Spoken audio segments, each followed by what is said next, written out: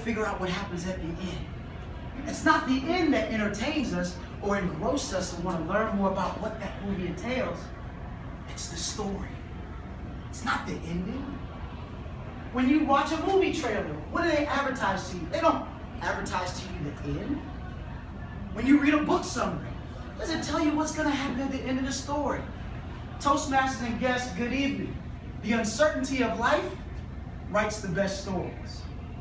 All of us in here can relate to having a dream as a child. Raise your hand. What was your dream as a child? Pick one. Just one. To be Superman. Love it. We get another one. Whose hand up was up? Right here. Michael Jordan. I love it. Me too. I didn't meet the height requirement. Did you raise your hand? Yes, I did. Studio musician. You want to be a studio musician. Each and every one of us in here had some type of dream. Me, I did want to be Michael Jordan. I wanted to be that guy that hit the game-winning shot. I also wanted to be Michael Jackson. I wanted to move across the stage.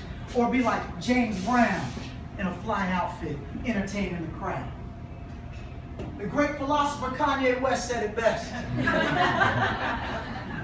I always had a passion for flashing, and when I closed my eyes and wake up, I imagine.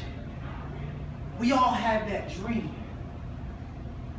That nobody could tell me I couldn't be Michael Jordan. You could not convince me that I could possibly be Michael Jackson or James Brown.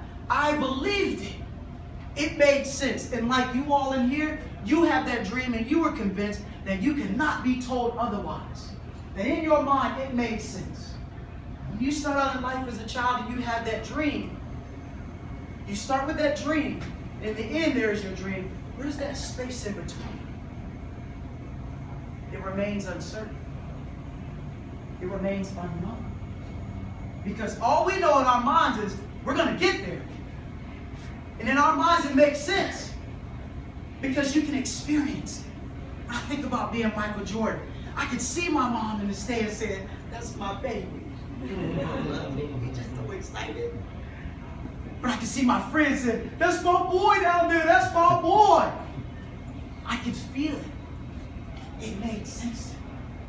Some of you may have dreamed of being movie stars, preparing your acceptance speech when the Oscar has been awarded to you, or that musician when you're awarded the Academy Award. But like many of us, like children, we all start out filled like this glass of water, filled with dreams, filled with passion, filled with optimism, filled with hope. In your mind, you're convinced that that dream one day will be realized. But there are a few things that happen along the way. Reality. Some setbacks. Some hurt, disappointment. And like this glass of water, over time, we lose things. We've all experienced these before. And when we go through that, whatever it is that we have left, we want to hold it close to us because we don't want to lose anymore. We don't want to give up what we have left. Because we're afraid that if we end up on empty, we have nothing else to offer. There's no more value to us. I was like this glass of water. Many years ago in my life, I too experienced reality, setbacks, hurt, disappointment. But what I learned, like this glass of water, there's two things about this glass of water, Toastmasters and guests. You still have some left, but then there's also opportunity for you to learn and embrace more. Come on. That what you gave up may have been necessary so that one day you too will reach your dream. That dream will manifest itself. But sometimes you got to give up a little bit to get there. I made that decision on January 16th in 2010. I was on a plane to Houston. For one, I had no idea why I was going. I was flying 1,300 miles away from Charlotte to go and visit a friend. When I arrived to Houston, I grabbed my bag on my way out to the terminal. And while I'm walking out, I'm on the phone with a friend. That friend just happened to be on their way to the airport, the same one as well. As we're talking, we're going back and forth. My friend is telling me they're coming to pick up someone. It wasn't me, but little did they know.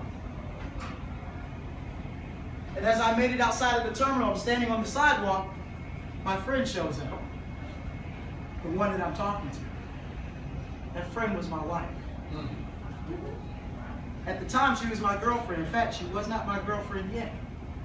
She didn't know she was going to be my girlfriend on January 16th. But she did.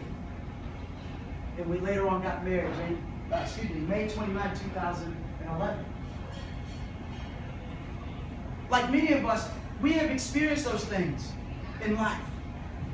But if we continue to allow those setbacks, if we continue to allow reality, that hurt and disappointment rob us, then the end of our story may not turn out so well. I, like you, call myself and I call you to not allow those things to happen because you still have something left to give. And there is still an opportunity for you to grow. There is still an opportunity for you to gain something. My speech is dedicated to my wife tonight. Today's her birthday. And I want to wish you a happy birthday.